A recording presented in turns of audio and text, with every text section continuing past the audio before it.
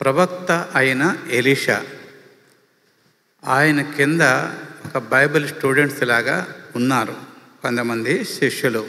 వీరు మరి ఏలినవాడ, మేము కూడుకుంటున్న స్థలం అది బైబిల్ స్కూలే కావచ్చు, అది మందిరమే కావచ్చు, మేము కూడుకుంటున్న స్థలం ఇరుకుగా ఉంది.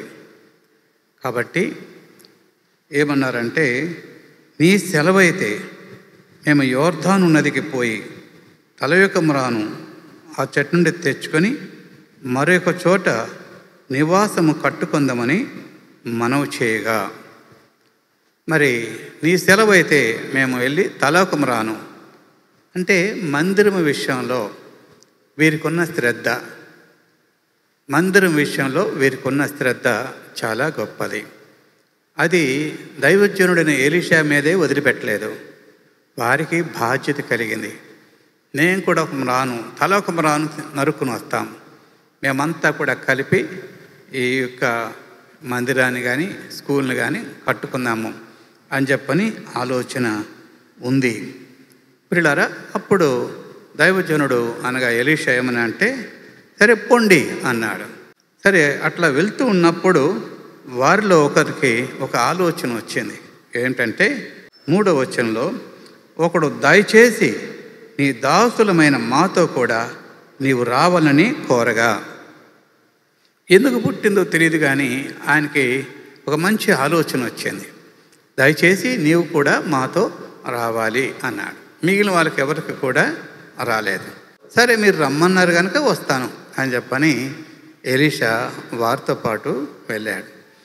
నిజంగా ఈయనకి ఎందుకు వచ్చిందో తెలియదు కానీ ఈ ఆలోచన దైవజనుడిని వారితో కూడా పెట్టుకోవటం అది మంచి ఆలోచన. ఇది చాలామందికి ఉండదు. ప్రియులారా, మనకి ప్రభువు ఉన్నాడు, ప్రభువును మనం హృదయంలో చేర్చుకుంటాము, ప్రభువును మన ఇంటిలో చేర్చుకుంటాము. ప్రభువును మనం ప్రేమిస్తే ప్రభు సేవకుల్ని ప్రేమిస్తాం, ప్రభువును మనం ప్రేమిస్తే ఆయన వాక్యాన్ని కూడా ప్రేమిస్తాం. కనుక ఇక్కడ వీరు దైవజనునికి ప్రాధాన్యత ఇచ్చినట్టు చూస్తాం. 2వ రాజులు 4:8, ఒక దినమందు ఎలీషా షూనేము పట్టణమునకు పోగా అచ్చట ఘనురాలైన యొక్క స్త్రీ భోజనమునకు రమ్మని అతన్ని బలవంతం చేసెను. కనుక అతడు ఆ మార్గమున వచ్చినప్పుడల్లా ఆమె ఇంట భోజనము చేచుండెను.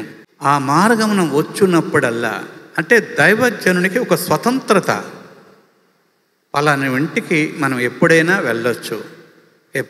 వెళ్ళొచ్చు అని ఒక స్వతంత్రత దైవజనుడికి ఇవ్వాలి. షూనేమీరాలు ఘనురాలు, ఈమె భర్త పాత్ర మనకు అంతా కనపడదు, కానీ ఈమె మంచి విశ్వాసి, మంచి ఘనురాలుగా కనపడుతుంది. ఈమె దైవజనుడిని తన ఇంటికి ఆహ్వానిస్తూ ఉండేది. అంతేకాకుండా 9వ వచనంలో, మరి మన యొద్దకు వచ్చుచూ పోచూ ఉన్నవాడు భక్తిగల దైవజనుడిని నేను ఎరుగుదును అని భర్తకు సాక్ష్యం ఇస్తుంది. కొంతమంది ప్రతి సేవకుడిని ఆత్మీయ తల్లిదండ్రి అంటూ ఉంటారు, కానీ ప్రతి సేవకుడు ఆత్మీయ తల్లిదండ్రులు కారు. మన ఆత్మను కన్నవాడు, మన ఆత్మను వాక్యంలో పెంచేవాడే ఆత్మీయ తండ్రి అవుతాడు. ప్రతి సేవకుడు ఆత్మీయ తల్లిదండ్రులు కారు. ఇది మనం ఆలోచించాలి. నిజమైన దైవజనుడు ఎవరో వారిని గుర్తించగలగాలి.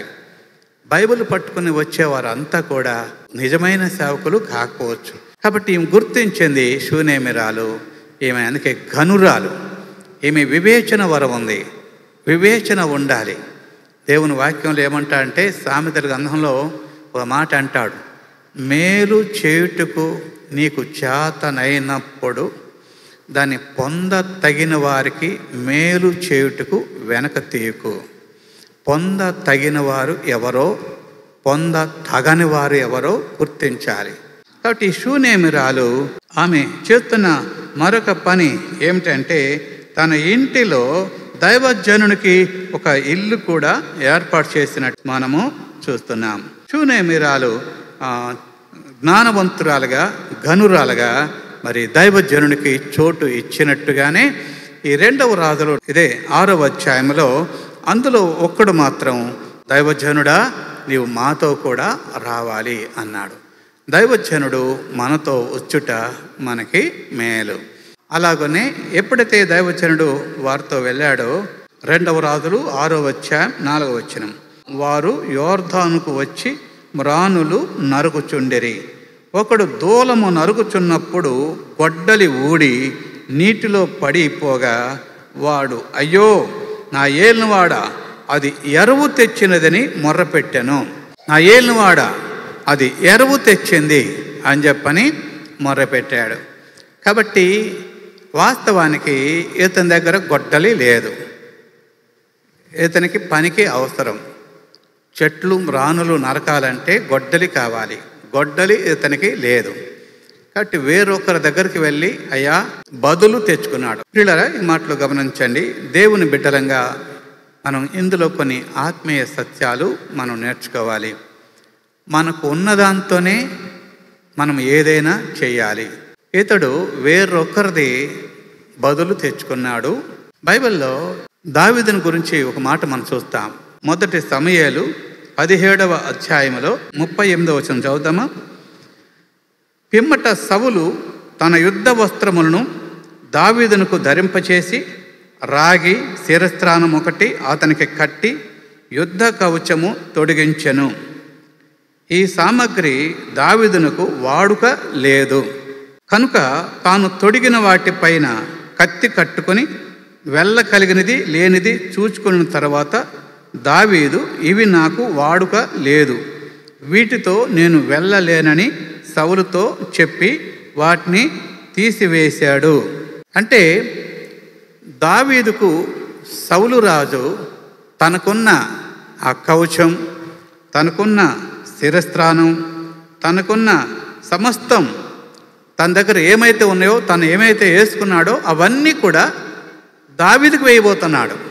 నువ్వు శత్రువుతో యుద్ధం చేస్తున్నావు కదా, శత్రువును ఎదుర్కొనటానికి నీకు ఇవన్నీ కావాలి అని చెప్పని సౌలు తనకున్నవన్నీ కూడా దావీదుకి వేయబోతే దావీదు అన్నాడు, ఇవి నాకు వాడుక లేదు, ఇది నాకు అలవాటు లేదు. ఎందుకు ఈ మాట చెప్తున్నానంటే వేరొకరిది మనము అనుకరణ చేయొద్దు, అనుసరించొద్దు.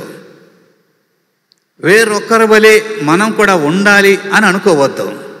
నీవేమై ఉన్నావో దాంతోనే దేవుని మయంపరచాలి. ఇప్పుడు ఎలీషా శిష్యుల్లో ఒకడు ఎరువు తెచ్చుకున్నాడు. ఏది? గొడ్డలి. అతని కాదు ఆయుధం, అతనిది కాదు పనిముట్టు, వేరొకరిది ఎరువు తెచ్చుకున్నాడు. నీది కాని నీది అనుకోకూడదు. కనుక బైబిల్ గ్రంథంలో ఈ మాట అంటాడు, న్యాయ విరోధముగా ఆస్తి సంపాదించేవాడు తాను పెట్టని గుడ్లను పొదుగు కౌజు పెట్టవలే ఉండును అన్నాడు. కనుక నీది కాని నాది అనుకోకూడదు. పిల్లలు ఇక్కడ చూసినట్లయితే ఈ వ్యక్తి గొడ్డల్ని ఎట్లా ఉంచుకోవాలో తెలియదు. దీనికి గొడ్డలి జారి పడిపోయింది. అప్పుడు జారి పడిపోయినప్పుడు అతడు ఏం చేశాడంటే ఆయన వెంటనే నా గొడ్డలి పడిపోయిందని కేకలు వేసినట్టుగా చూస్తున్నాం. 5వ వచనంలో ఈ మాట ఉంది, అయ్యో నా ఏలినవాడా అది ఎరువు తెచ్చినదని మొర్రపెట్టెను. అతను గొడ్డలి పడిపోయినట్టుగా కేకేశాడు. కనుక పడిపోయినట్టు మనం గుర్తిస్తే మనం కేకేస్తాం, అంటే ప్రార్థన చేస్తాం. నీవు పడిపోయినట్టు, గొడ్డలి పడిపోయిందని అతడు గుర్తించాడు కనుక పోయిన గొడ్డలి వచ్చింది. నీలో కూడా పడిపోయింది, లేక తప్పిపోయింది, జారిపోయింది, ఇది నువ్వు గుర్తించగలిగితే తిరిగి మళ్ళీ పొందుకోగలవు. కానీ పడిపోయిన వ్యక్తులు కూడా తాను పడిపోయానని గుర్తించరు. అది బాధ. మీకు తెలుసు, మత్తయి సువార్తలో కూడా బహుశా 14వ అధ్యాయంలో 30వ వచనంలో ఈ మాట చూస్తున్నాం.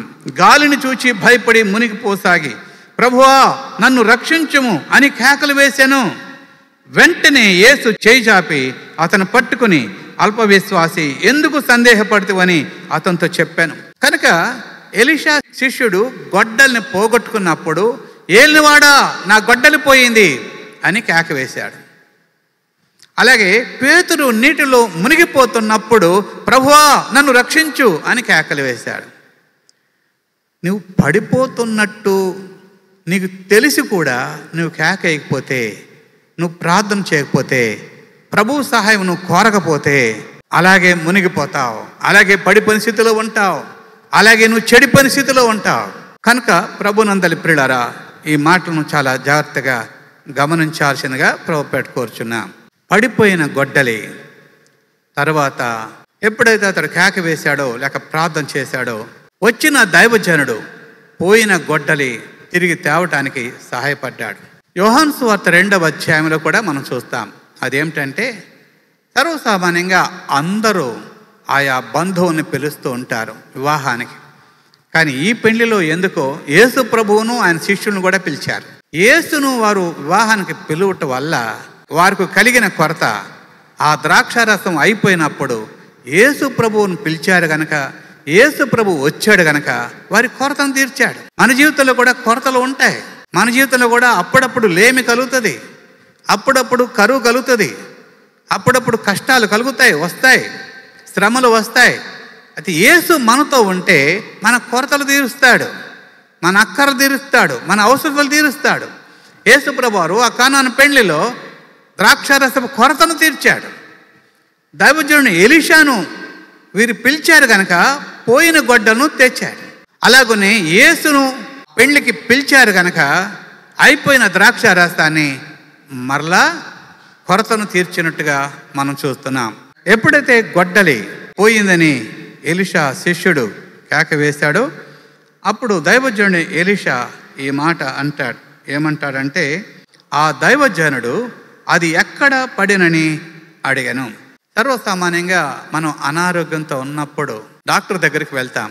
డాక్టర్ దగ్గరికి వెళ్ళినప్పుడు మనకు అనారోగ్యం ఉంది, ఆరోగ్యం బాగలేదు. అప్పుడు డాక్టర్ అడుగుతాడు, ఎక్కడ బాగలేదు, నీకు ఎలా ఉంటుంది, నీ సమస్య ఏంటి, నీకు ఎక్కడ బాగలేదు, ఏమీ బాగలేదు అని అడుగుతాడు. సమస్య ఏంటో అది క్లియర్గా చెప్పాలి. ఇక్కడ దైవజనుడు అన్నాడు, అది ఎక్కడ పడింది. అలాగున్నే మన ఆత్మీయ జీవితంలో కూడా గొడ్డలి పడటం కాదు, మన ఆత్మీయ జీవితంలో కూడా మనం పడిపోయి ఉంటాం. ఎక్కడో పడిపోయి ఉంటాం, ఏ విషయంలోనో పడిపోయి ఉంటాం, ఏ విషయంలోనో తప్పిపోయి ఉంటాం. అది నువ్వు గుర్తించగలిగితే, పరిశుద్ధాత్మని ద్వారా, ప్రభు ద్వారా నువ్వు గుర్తించగలిగితే, ఆ విషయాలుగా నువ్వు ఒప్పుకుంటే, ఆ విషయాలుగా నువ్వు సరి చేసుకుంటే, ప్రభువా ప్రార్థనా జీవితంలో నేను పడిపోయాను, వాక్యమును నేను చదవలేకపోతున్నాను, క్షమించుట్లో నేను పడిపోయాను, ప్రేమించుట్లో నేను పడిపోయాను, సహవాసంలో నేను పడిపోయాను, ఆత్మీయంగా నేను ఇలాగూ మొదటి ఆసక్తి నాకు తగ్గిపోయింది, మొదటి విశ్వాసము నాకు తగ్గిపోయింది. నీవు ప్రభు దగ్గర నువ్వు గుర్తిస్తే, ఈ విషయాలు ఒప్పుకుంటే ప్రభు నిన్ను రిపేర్ చేయగలడు. నువ్వు ప్రభుకు చెప్పుకోవాలి, ప్రభు దగ్గర ఒప్పుకోవాలి. ఏ విషయంలో తప్పిపోయావో, ఏ విషయంలో పడిపోయావో అది ప్రభు దగ్గర ఒప్పుకోవాలి. అందుకే ఈ ప్రకటన గ్రంథంలో కూడా నువ్వు ఏ స్థితిలో నుండి పడితేవో అది జ్ఞాపకం చేసుకో. ప్రారంభ దినములో నీ విశ్వాసం ఎలా ఉంది, ప్రారంభ దినములో నీ ఆసక్తి ఎలా ఉంది, ప్రారంభ దినములో నీ భారం ఎలా ఉంది, ప్రారంభ దినములో దేవుని కొరకు నీకున్న తృష్ణ, ఆకలి ఎలా ఉంది, ఇప్పుడు ఎలా ఉంది, అది ఆలోచన చేసుకో, గుర్తు తెచ్చుకో అంటున్నాడు. ఏ స్థితిలో నువ్వు పడితేవో అది నువ్వు గుర్తు చేసుకో అని చెప్పని ఇక్కడ పరిశుద్ధాత్మ దేవుడు యోహాను ద్వారా వ్రాయించినట్లు మనం చూస్తున్నాం. ప్రభునందలి ప్రియులారా, ఇక్కడ ఎలీషా కూడా ఏమంటున్నా అంటే, అది ఎక్కడ పడింది, ఆ స్పాట్ నాకు చూపెట్టు. కాబట్టి ఈ పోగొట్టుకున్నవాడు పడిపోయిన స్థలాన్ని కూడా దైవజనుడికి చూపెట్టగలిగాడు. అయ్యా ఇదిగో ఈ స్థలములో నా గొడ్డలి జారి పడింది అని చూపగలిగాడు. కనుక అప్పుడు ఎలీషా అనే దైవజనుడు ఏం చేశాడంటే, ఒక కొమ్మను నరికి అదే స్పాట్లో వేశాడు. ఆ కొమ్మ నీ కొరకు, నా కొరకు కల్వరి శిలువలో వేలాడబడిన ఆ శిలువకు గుర్తు.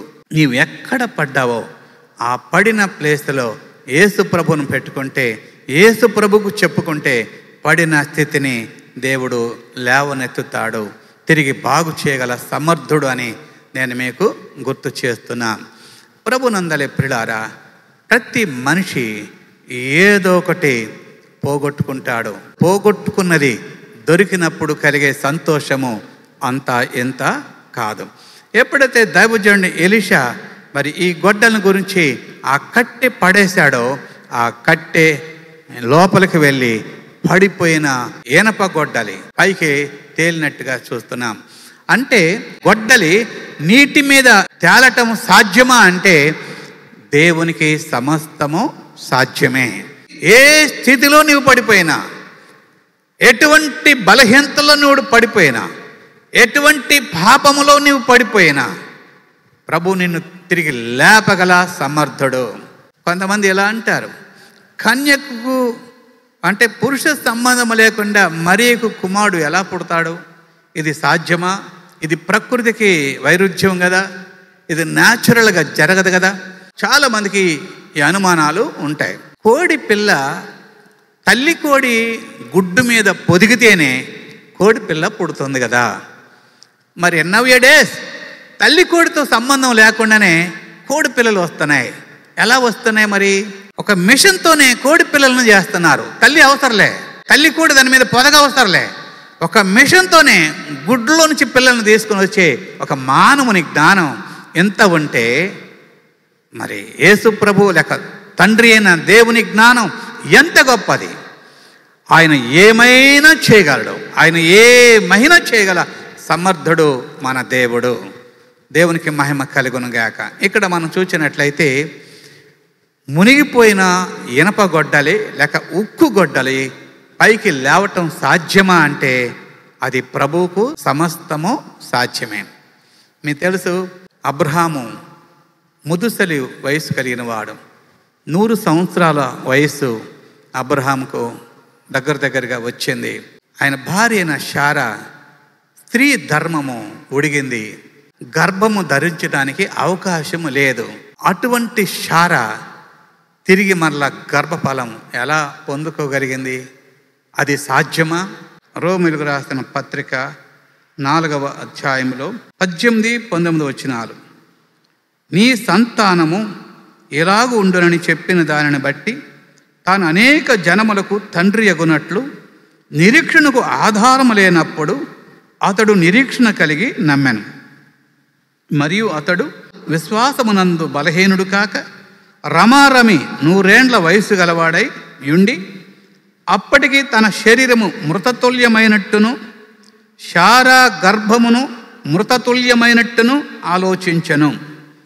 ఆయన శరీరము మృతతుల్యమైంది, ఆయన భార్య అయిన శారా శరీరము మృతతుల్యమైంది. అంటే చెప్పాలంటే సంతానానికి అర్హులు కారు. సంతానం అనేది కలగటానికి ఏ అవకాశము లేదు.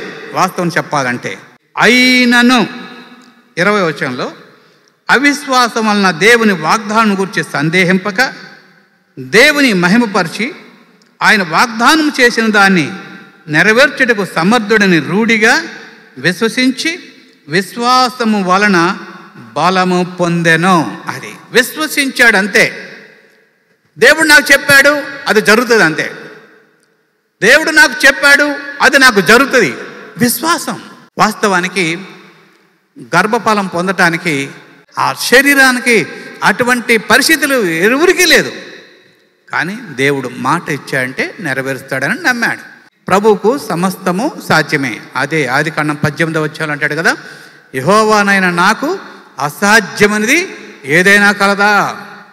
కాబట్టి పడిపోయిన ఆ ఇనప గొడ్డలి, ఉక్కు గొడ్డలి, అది కట్టివేయగా పైకి వచ్చింది. ఆయన సెలవిస్తే సమస్తము అలాగు జరుగుతాయి. అంటే ఆయన చెప్పినట్టు లేక ఈ వేయబడిన కట్టె కూడా యేసు ప్రభు వారికి సాదృశ్యంగా ఉన్నట్టు మనము చూస్తున్నాం. ఆయన చెప్తే అలాగూ జరుగుతుంది. లూకా సువార్త 5వ అధ్యాయంలో పేతురు మొదటి వచనం చూస్తే రాత్రంతా చేపలు పట్టడానికి ప్రయత్నం చేసినా ఒక్క చేప కూడా దొరకలేదు. అంటే ఆ సముద్రంలో చేపలే లేనట్టు నిర్ధారణ అయ్యింది. కానీ అదేంటో తెలియదు, యేసు ప్రభు వచ్చి ఇక్కడ వలవేయి అని చెప్పినప్పుడు ఆయన చెప్పినట్టు వల వేస్తే విస్తారమైన చేపలు పడ్డాయి. మరి ఆ చేపలు ఎక్కడున్నాయి? గత రాత్రి పేతురుకి ఎక్కడున్నాయి? చేపలు యేసు ప్రభు మాటను బట్టి ఎలా వచ్చాయి? యేసు ప్రభుకు సమస్తము సాధ్యమే. లేనిది ఉన్నట్టుగా చూచువాడు ఆయన, లేనిది ఉన్నట్టుగా పిలుచువాడు. లేని చేపలను కూడా చేపల్లారా రండి అంటే వచ్చేస్తే అంతే. లేని దాన్ని ఉన్నట్టుగా చేశాడు ఆయన. భూమి ఆకాశము సమస్త సృష్టి ఏమీ లేని శూన్యంలో ఆయన పలికినప్పుడు కలిగింది. ఆయన వాక్కులోనే ఆ సృజనాత్మక శక్తి ఉంది. చనిపోయి 4 దినాలు సమాధిలో ఉన్న లాజరు బయటికి రా అంటే లాజరును బయటికి తీసుకొచ్చింది ఆ వాక్కు. ఆ వాక్కులో అంత శక్తి ఉంది. కనుక ప్రియులారా, పడిపోయిన ఇనప గొడ్డలి పైకి లేపటం అది సులువే, అది సాధ్యమే. కనుక ఆ గొడ్డల్ని అతనికి ఇచ్చినప్పుడు అతడికి ఉన్న సంతోషము అంతా ఎంత కాదు. పోయింది దొరికినప్పుడు సంతోషము ఎంతో గొప్పగా ఉంటుంది. అందుకే లూకా సువార్త 15వ అధ్యాయంలో 3 విషయాలు మనకు చెప్పాడు. ఒకటి గొర్రెని గురించి. గొర్రె తప్పిపోయి దొరికినప్పుడు ఆ కాపరి భుజాన మీద వేసుకొని ఎంతో సంతోషించాడు. తప్పిపోయిన గొర్రె, అలాగే తప్పిపోయిన నాణెం, పడిపోయిన నాణెం, అది దొరకనప్పుడు వెతికి కనుగొన్నప్పుడు అది దొరికినప్పుడు ఎంతో సంతోషం. అలాగే తప్పిపోయిన కుమారుడు తిరిగి ఇంటికి వచ్చినప్పుడు ఆ తండ్రికి ఎంతో సంతోషం. తండ్రి గొర్రెని వెతికాడు, నాణ్యానికి చీపురు తీసుకుని ఊడ్చారు, కానీ తప్పిపోయిన కుమారుని వెదకలేదు. తప్పిపోయిన కుమారుని వెతికి తీసుకొచ్చుంటే మళ్ళా తప్పిపోయే అవకాశం ఉండేది. అందుకే అతను వెతకలేదు. ఇతడు కుమారుడు కనుక అతడికే బుద్ధి వచ్చి అతడే గుర్తించి గ్రహించి పశ్చాత్తాపంతో అతడే వెనక్కి రావాలని అతడి కొరకు వేచి ఉండొచ్చు. అతడి కొరకు కనిపెట్టాడు, అతని కొరకు ప్రార్థించాడు, కానీ అతని కొరకు వెళ్ళలేదు.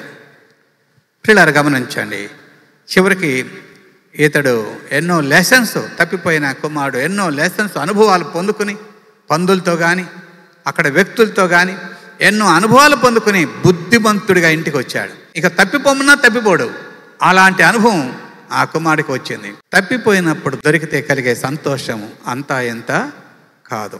పోయిన వస్తువు దొరికినా అది ఎంత సంతోషమో అలాగే తప్పిపోయిన మనము దేవునికి దొరికితే కూడా అంతే సంతోషం. కాబట్టి అదే రీతిగా ఈ గొడ్డలి పడిపోయి మళ్ళా తిరిగి లేపబడింది.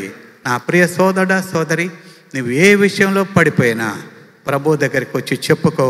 నిన్ను గురించి తండ్రి సంతోషిస్తాడు, నిన్ను గురించి తండ్రి ఆనందిస్తాడు.